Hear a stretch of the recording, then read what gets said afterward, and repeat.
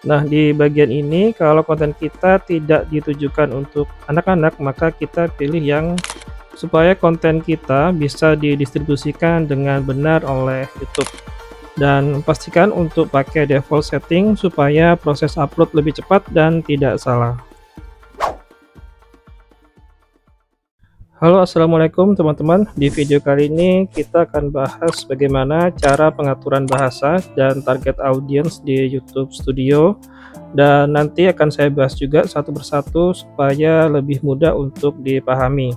Karena bagian ini juga sering lupa atau mungkin salah centang waktu proses upload video. Nah, waktu upload video ke YouTube, biasanya perhatian kita terfokus di judul, thumbnail, atau deskripsi. Sedangkan pengaturan bahasa dan audiens ini kelihatannya simpel, tapi bagian ini justru bisa membantu YouTube untuk memahami konteks video kita walaupun efeknya tidak terlihat secara langsung. Oke, jadi pengaturan bahasa dan audiens ini sebenarnya berkaitan dengan subtitle dan metadata lainnya. Subtitle itu bisa membantu teks, pengaturan bahasa membantu konteks, dan audiens itu bisa membantu arah distribusi dari video kita. Nah, secara garis besar, pengaturan ini bisa membantu YouTube untuk membaca konten video kita seperti apa. Oke, sekarang kita lanjut ke YouTube Studio, kemudian masuk ke konten dan edit di salah satu video.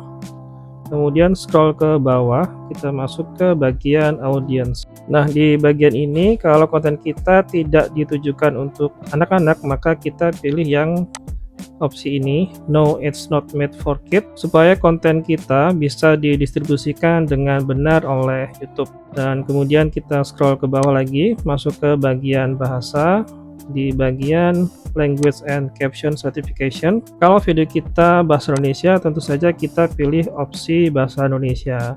Dan dua pengaturan ini, bahasa dan audience, ini teman-teman bisa setting di bagian default setting supaya pada saat upload itu lebih cepat dan sudah menjadi pengaturan secara default. Dan videonya juga sudah saya buatkan untuk pengaturan default, teman-teman bisa tonton untuk yang belum nonton. Dan mungkin nanti link videonya bisa saya sematkan di kolom deskripsi. Oke, jadi gitu ya teman-teman, kenapa pengaturan bahasa dan audiens ini penting, supaya YouTube bisa memahami video dan distribusi video kita bisa terarah dengan tepat. Dan pastikan untuk pakai default setting supaya proses upload lebih cepat dan tidak salah. Sekian dulu video kali ini, sampai jumpa di video berikutnya. Assalamualaikum warahmatullahi wabarakatuh.